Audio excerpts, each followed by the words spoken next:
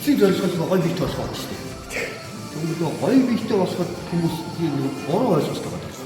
Тэгэхээр тора жингээ хасна. Тэнгүүтээ дараа нь одоо буцангаа том болно гэх юм тийм. Сэрээрээ босоороо 119 дэх өдөр минь эхэллээ. За ингээд өглөө 8 цаг болж байлаа. Гамбаа өгшийнхаа хэлсэн ёсоор үндсэн өглөөний цайгаа ууж амаа зайлж за ингээд овёосоо сүйтэйгээ банантайгаа 3 өндөртэйгээ идлээ. За өнөөдөр амралтын өдөр ч гэсэн гэлээ нэлээд олон амжуулах ажлууд байгаа. За ингээд эрэг чингэлтэйчүүдийнхээ англи хэлний хичээлийг орлоо. Хоёр охин маань ч бас энд сурж байгаа. Охтуудаа гэрт нь өнөөдөр хүргэж өгчөөд одоо машины бас нэг шил арчигчийн шингэн дууссан байсан. Шил арчигчныхаа шингэн сольж аваад буцаад эрэг чингэлтэйчүүд аялал алхалтын клуб дээр лавдур цангийнхаа зүгээс чингэлтэйхээ алхагч нартай уулзлаа. Энэ дотор чойнхороо халтайгч гээд 86 настай хосууд маань үнэхээр мундаг хүмүүс байдаг. Ингээ бид нар нэг оронж хувцаар жигдрээ бүгдэнд нь сайхан лавдур цангаас хувцаа гартууллаа. Гарч ирсэн манай VIP дүүнер маань гадаа хичээлээ орохгүй хүлээж байлаа. За ингээд нэг мэдсэн 12:30 минут болсон. Фитнес 12-оос байсан. Хоцорчин ингээд яарад хүрээдэрлээ. За ингээд фитнестэй ирлээ. Өнөөдөр нэг жоохон ядрангуй ядралттай байгаа багш орж ирлээ. За ингээд гамбаа өгш маань өнөөдөр надад маш гоё үнцэнтэй зөвлөгөөнүүдийг өгсөн байгаа. Та бас миний өнөөдрийн юу болсон бичлэгийг үзээд тэр зөвлөгөөг сонсоорой гэж бас хэлмээр байна. За ингээд 3 дахь жим маань эхлэхэд бэлэн боллоо. За ингээд 3 дахь жим эхэлсэн. За ингээд өдрийн хоолой гамбаа өгш бүр гадуур олдохгүй бол өөрөө бэлдээд явж байгаарэ гэжтэй. Ингээд өдрийн хоол өнтрийг бэлдээд шууд жим дээр бас нэг яг нормынхоо 120 г ах хэдэн ногоогоо идчихлээ. За жим рүүгээ орлоо.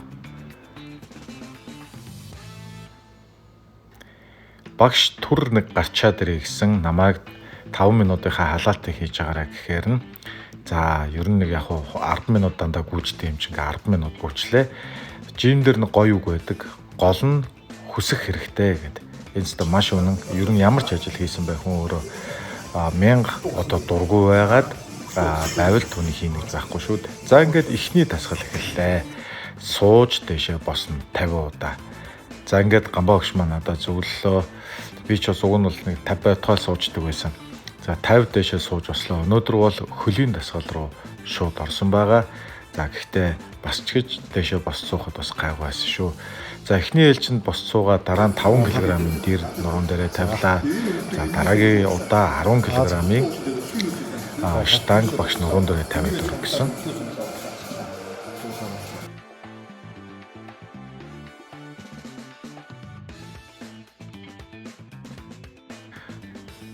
Хоёр дахь алхалт бол одоо яг ингээ багшийн заасны дагуу өдгөө нуглаад одоо урагшаа хашаа яваад 20-оор ингээ 3-4 удаа ингээ явлаа. Дараагийн дасгал бол энэ юуны шилбэний дасгал гэж ойлгосон. За ингээд өнөөдөр бол хөл рүү нэлээ орсон дасгалууд байлаа. За ер нь багштай явна гэдэг бол маш гарган найзууд их байна л да. Бас ойлгож байгаа. За саяны дасгал бол нэлээд хүнд байлаа. Одоо жишээлбэл хүмүүс эцсийн зорилгоо гоё бийтэй болох байна шүү дээ. Тэгвэл гоё бийтэй болоход хүмүүс нэг буруу ойлголт байгаа. Тэгэхээр тора жингээ хасна. Тэнгүүтээ дараа нь одоо буцангаа том болно гэх юм тийм. Тийм ойлголт. Тэгэхээр одоо ерөнхийдөө буцангаа жоохон томруулаад тэгээд дараа нь өөхө хасчих хэрэгтэй байна. Өөхч лаалт нь хурцдаг. Тийм ээ. Яг тэр нэг булчингийн объем жижигхэн байхаар нөгөө энерги зарцуул булчин жижигхэн багц хүч мөрдөг. Булчин том багц нь хүч сайтай. Тэгээ булчин том байж нөгөө их энерги зарцуулж өөхө хурдж чаддаг. Тэгэхээр хүмүүс болохоор ингээд нэг гэсээ юу юуцгүй нөгөө хоолундаа хасаал хараал булчингаа алтаал өөхөн өлөгтэй айлсан юм баггүй. Жин багс нөгөө өөхөн хിവэрэ булчин жижигсэн гэж. Тэнгүүд дараа нь булчингаас ажиж тийм тэр бол эсэргээрээ яг зүгээр ингээд нөгөө жингээ хадгалаад тэгээд айжимдаа жингээ багаар маш багаар хасагдаад явна. Өсөж өгч байгаа. Тэгээд булчингаа авч үлч. Саяны багшийн өгсөн зөвлөгөө бол надад маш үнцэнтэй, миний анх бодож ирснээс бол тис өөр ойлголт байлаа. Аль болох жингээ хас тур, за турсны дараа мааса нэмэ гэдэг ойлголтыг надтай уулзсан хүмүүсийн 90% нь өгчээсэн бол Гамбаа багш бол өөр зөвлөгөө өглөө. За Гамбаа багшийн зөвлөгөөч бас зөв байна. Хүмүүс турж байгаа нэрийдлэр булчингаа хасаачдаг, ингээ буцаагаад булчин масаа сэргэнэ гэдэг бол цаг хугацаа алдсан асуудал байгаа. За ингээ өнөөдрийн сүүлийн дасгал бол 4 удаа орсон хороор за ингээ дээшээ гизээ татна. За ингээ гизний хөлөө татна, дараа нь гизний таталтаар явна. За түүний дараа хөлөө дээшээ өргөнө. Хөлөө дээшээ өргөсөн чинь шууд шүрмэс татаад нурууны шүрмэс одоо хөлийн шүрмэс алах гэж ялаа. Гэтэл одоо багшгүй гэж шал ондоо тусдаа. За намайг дуусаад босоод ирсэн чинь нэг сонголт хийлгээ дээрээс ингээд дарсан. Тэгсний дараа бол хөнгөрөөл явчихжээ. За ингээ энэ өдрийн 2 цагийн дасгал маань дууслаа. Жингээ үзсэн чинь 81.8 байлаа.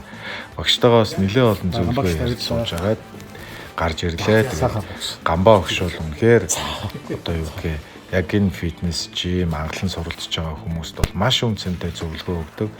Одоо чухал хүн байлээ шүү гэдгийг жим явж сонирх гэж байгаа одоо нийт хүмүүстэй хандаж хэлмээр байна.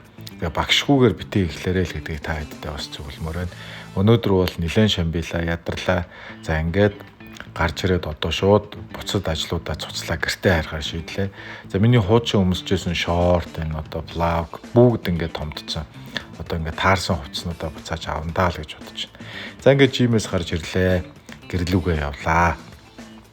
Нэлээ ядралтай шүү. Нүд өөр ирэхгүй гархилж одоо ингээл анилдаад одоо машинда баг унтчмаар санагдаад ингээ гэртээ ирлээ. Цаг 3 цаг өнгөрч байлаа. Үлдсэн одоо нарийн ногоо за лууван сай дээр гэсэн багшийн хэлснээр дагуу лууван за энэ мэдчлээ ингээд идлээ. За нэг мэдсэн оройн 9 цаг болсон байлаа.